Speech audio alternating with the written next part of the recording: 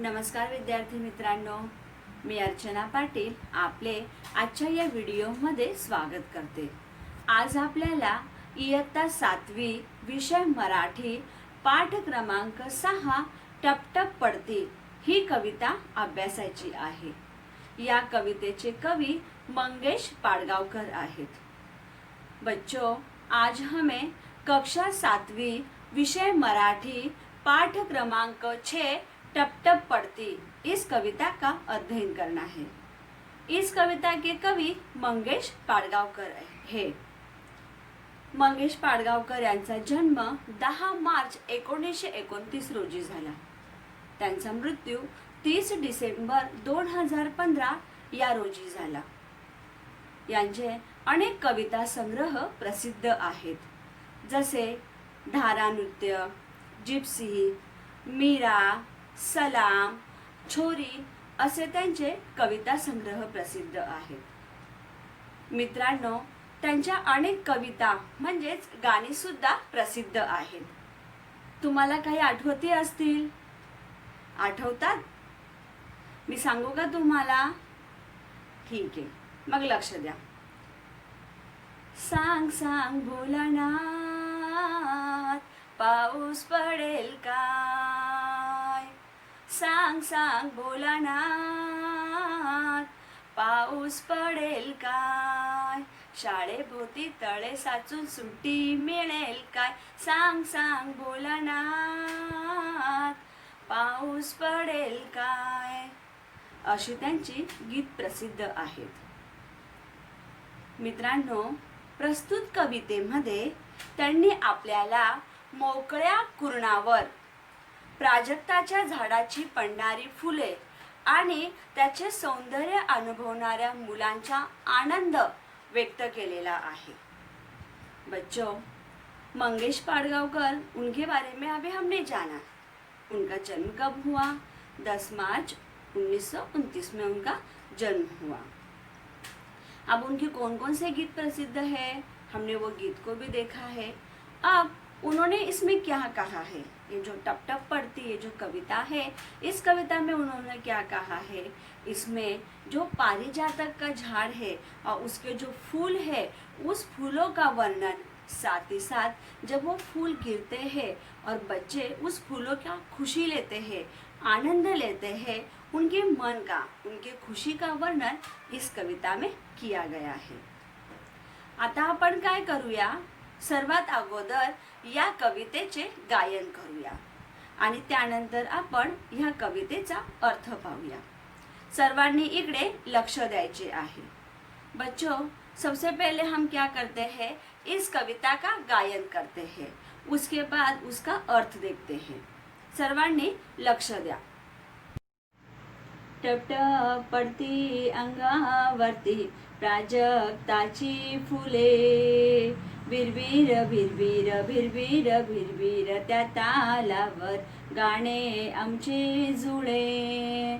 टप टप पडती अंगावरती प्राजक्ताची फुले, भिरभिर भिरभिर भिरभिर भिरभिर त्या तालावर गाणे आमचे जुळे। कुरणावरती झाडांखाली ऊन सावली विंदे जाळी, विंदे जाळी, येतो वारा पहा भरारा, गवत खुशीने डुले, गवत खुशीने डुले। टप टप पडती अंगावरती प्राजक्ताची फुले, भिरभिर भिरभिर भिरभिर भिरभिर त्या तालावर गाणे आमचे जुळे।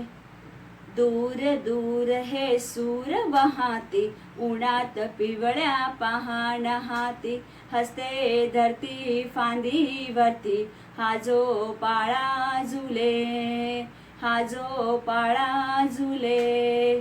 टप टप पडती अंगावरती प्राजक्ताची फुले, भिरभिर भिरभिर भिरभिर भिरभिर त्या तालावर गाणे आमचे जुळे, गाणे आमचे जुळजुळ वारा, गाणे आमचे लुकलुक तारा, लुकलुक तारा, येतो वारा पहा भरारा, गवत खुशीने डुले. टपटप पडती अंगावरती प्राजक्ताची फुले. बिरबिर भिरबिर त्या तालावर, बिरबिर भिरबिर त्या तालावर, गाणे आमचे जुळे. फुलांसारखे सर्व फुलारे, सुरात मिसळून सूर चला रे, सूर चला रे. गाणे गाती तेच शहाणे, बाकी सारे खुळे. टपटप पडती अंगावरती प्राजक्ताची फुले. बिरबिर भिरबिर भिरबिर भिरबिर त्या तालावर, गाणे आमचे जुळे, गाणे आमचे जुळे. अशा प्रकारे आपण येथे कवितेचे गायन केलेले आहे. आता आपण कवितेचा अर्थ पाहूया. मित्रांनो, येथे पहा, सर्वांनी इकडे लक्ष द्या. येथे आपल्याला झाड दिसत आहे. हे कसले झाड आहे? हे पारिजातकाच्या फुलांचे झाड आहे. जर आपण येथे व्यवस्थित निरीक्षण केले तर आपल्याला येथे ही सफेद रंगाची फुले दिसत आहेत. ही सफेद रंगाची फुलेच पारिजातकाची फुले आहेत. आता ही फुले अतिशय छोटी छोटी असतात. येथे आपल्याला दिसत आहे ही छोटी छोटी फुले असतात आणि त्यांचे जे देठ असते ते देठ हे नारंगी रंगाचे असते. आणि हे फुले, जी फुले आहेत, हे पूर्ण हे झाडावर आपल्याला ही फुले दिसत आहेत. मित्रांनो, आता ही फुले अतिशय छोटी छोटी असतात, लहान असतात. आणि काय होते, सूर्य उगवण्याच्या अगोदर म्हणजे सकाळी पहाटे पहाटे जेव्हा जोराने हवा वाहते तेव्हा ही सर्व फुले इथे खाली जमिनीवर पडून जातात. बघा, येथे आपल्याला चित्रामध्ये जमिनीवर पडलेली ही फुले दिसत आहेत. आता ही फुले इतकी सुंदर असतात, इतकी नाजूक असतात. ही फुले खूपच नाजूक आणि सुंदर असतात आणि त्यांचा सुगंध हा दूरपर्यंत पसरलेला असतो, दरवळलेला असतो. मित्रांनो, येथे आपल्याला काही मुले सुद्धा खेळताना दिसत आहेत. म्हणजेच ही जी पडणारी फुले आहेत हे त्यांचे सौंदर्य, हे जे मुले आहेत हे पडणाऱ्या फुलांचे सौंदर्य अनुभव करत आहेत. मग येथे आपल्याला असे हे चित्र दिसत आहे. आता आपण कवितेचा अर्थ पाहूया.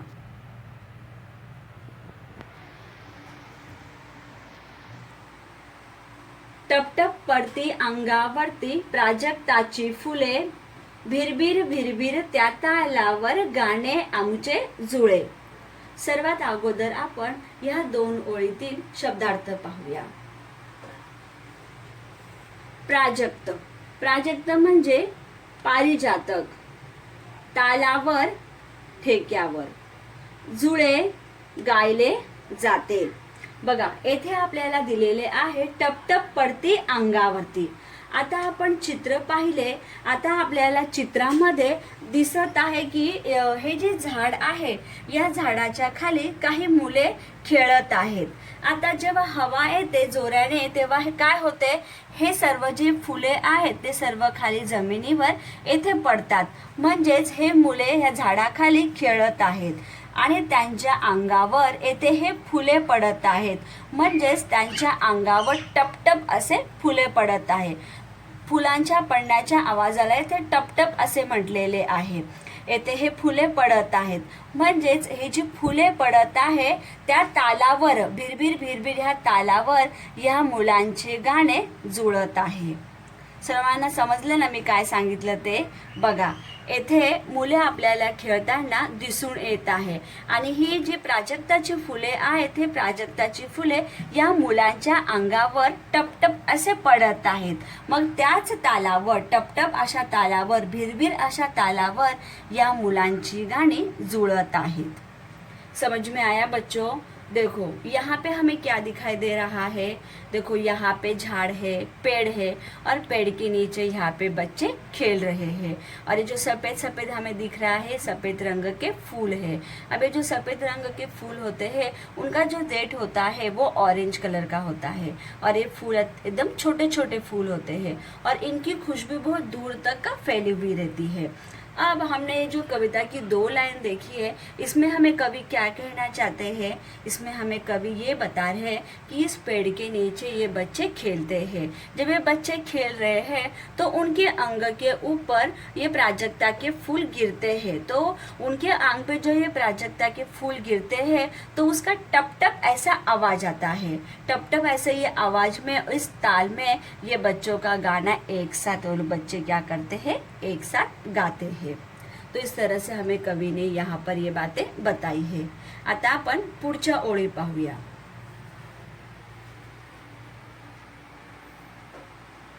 कुरणावरती झाडांखाली ऊन सावली भिंते जाळी, येतो वारा पहा भरारा गवत खुशीने डुले।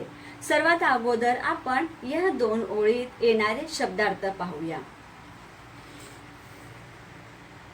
कुरण माळरान, भरारा भरभर जोरात, खुशीने आनंदाने, डुले डोलते। बघा येथे तुम्हाला मी याचा अर्थ सांगते। आता येथे आपल्याला चित्रामध्ये येथे खाली आपल्याला हे गवत दिसत आहे, हे माळरान आहे आणि येथे आपल्याला हे गवत दिसत आहे, म्हणजे झाडा खाली, कुरणावरती झाडांखाली ऊन सावली विंते जाळी। आता याचा अर्थ काय होतो? येथे आपल्याला सूर्य दिसत आहे आणि येथे आपल्याला हे झाड दिसत आहे, हे प्राजक्ताचे पारिजातकाचे झाड आहे। आता काय होते, जेव्हा हवा जोराने येते तेव्हा हे सर्व जे फुलं आहेत ते सगळे जमिनीवर खाली पडून जातात। त्यामुळे थोडीफार कुठेतरी हे सूर्याची किरणे सरळ जमिनीवर पडतात। त्याच्यामुळे काय होते, तिथे ऊन दिसते आणि परत हवा आली की पाने इकडे तिकडे होतात, म्हणजेच कधी कधी मध्ये मध्ये सावली पडते, म्हणजेच कधी ऊन पडते कधी सावली जमिनीवर ह्या कुरणावरती येते। मग त्याच्यामुळे इथे कवी आपल्याला म्हणतात की ऊन सावली काय करत आहे, इथे जाळी विणत आहे। येतो वारा पहा भरारा, आणि त्याच्याबरोबर काय होते, जोराने वारा वाहतो, वेगाने वारा वाहतो। वेगाने वारा वाहिल्यामुळे गवत इकडे तिकडे आपोआप डोलत जाते, म्हणजे जे गवत डोलते त्याचाच अर्थ येते असा होतो की गवत खुशीने डोलत आहे। समझ में आया बच्चों मैंने क्या कहा?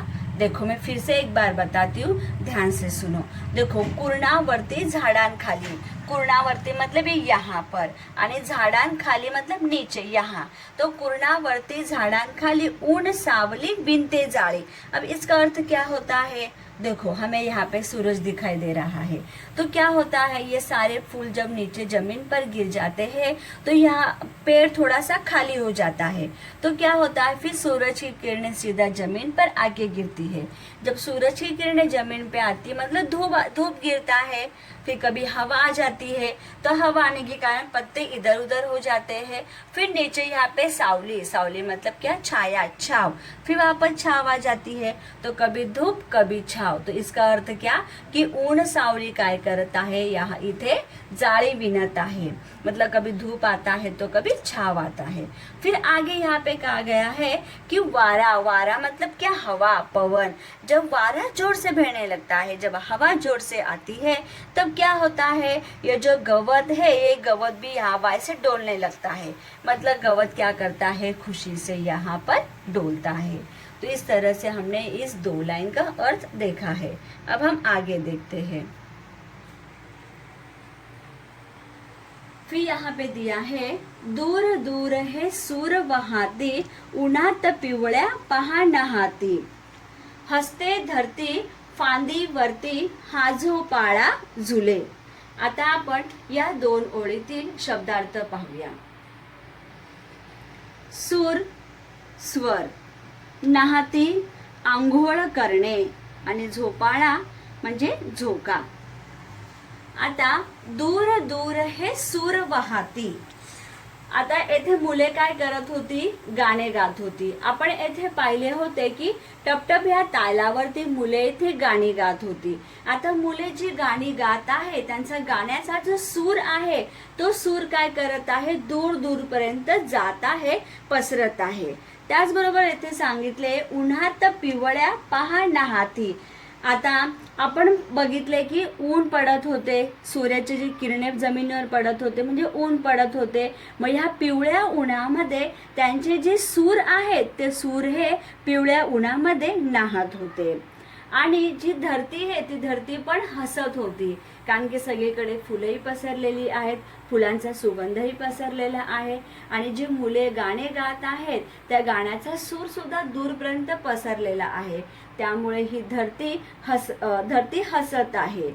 आणि येथे सांगितले फांदीवरती हा झोपाळा झुलत आहे. म्हणजे हवा येत आहे, तर हवा येते त्याच्यामुळे असे वाटते की जणू फांदीवरती झोपाळा झुलत आहे. बच्चों, ये जो 2 लाइन है इसमें हमें क्या बताया गया है कि हमने देखा कि बच्चे ये गाना गा रहे थे, तो बच्चों का जो गाने का सुर है वो बच्चों का गाने का सुर है दूर दूर तक जा रहा है, उनका आवाज दूर दूर तक जाता है. साथ ही साथ वहाँ पे सूरज भी है, तो सूरज का जो धूप है मतलब ऊन है, तो वो ऊन कैसे कलर का होता है, पीले रंग का होता है. तो इस पिवड़े ऊन में, इस पिवड़े धूप में ये जो सूर है ये सूर भी क्या करता है, नहाता है, मतलब स्नान करता है. और जो धरती है वो धरती भी खुश है, आनंदित है, तो इसलिए धरती भी वहाँ पे हंसती है. अब ऐसे लगता है कि जैसे जो फांदी है, आप लोगों को फांदी समझ में आता होगा, देखो इसको हम फांदी कहते हैं. तो हवा भी आती है, तो ऐसे लगता है कि ये फांदी के ऊपर झोपाड़ा मतलब क्या, झोंका, जैसे झूला झूल रहा है, ऐसे लगता है. आया होगा आपको सबको समझ में. अब हम आगे देखते हैं. गाणे आमुचे झुळझुळ वारा, गाणे आमुचे लुकलुक तारा, पाऊस वारा मोर पिसारा, या गाण्यातून फुले. अब इसका अर्थ क्या होता है, येथे आपल्याला गाण्याचे वर्णन करताना दिसून येत आहे.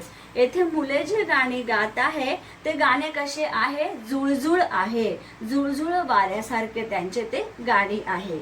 पुढे ते सांगतात की आमचे गाणे हे लुकलुक करणाऱ्या ताऱ्यांसारखे आमचे गाणे आहे. म्हणजे गाणे हे झुळझुळ वाऱ्यासारखे आणि लुकलुक ताऱ्यासारखे आमचे गाणे आहे. आता आमच्या या गाण्यातून काय काय फुलत आहे, पाऊस फुलत आहे, वारा फुलत आहे आणि मोराचा पिसारा आमच्या गाण्यामधून फुलत आहे. बच्चों, इसमें हमें क्या कहना चाहते हैं कवि, जो बच्चे गाना गाते हैं वो बच्चों का गाना कैसे है, जुड़ वारा के जैसे गाना है. साथ ही साथ जो तारे होते हैं, लुक लुक करते हैं तारे, तो वो तारों के जैसे और जुड़ वारा के जैसे उनका गाना है. अब वो गाने में से कौन कौन खिल रहा है, तो पाउस खिल रहा है, वारा और मोर पिसारा इस गाने में से फुलत आहे, मतलब खिल रहे हैं. आता आपण पुढे पाहूया.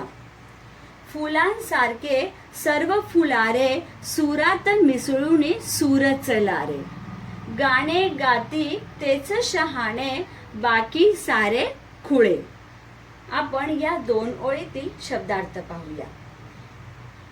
खुळे, वेडे. आता येथे हा वाक्प्रचार आहे. सुरात सूर मिसळून चालणे म्हणजे एकाच भावनेने एकत्र मिळून वागणे.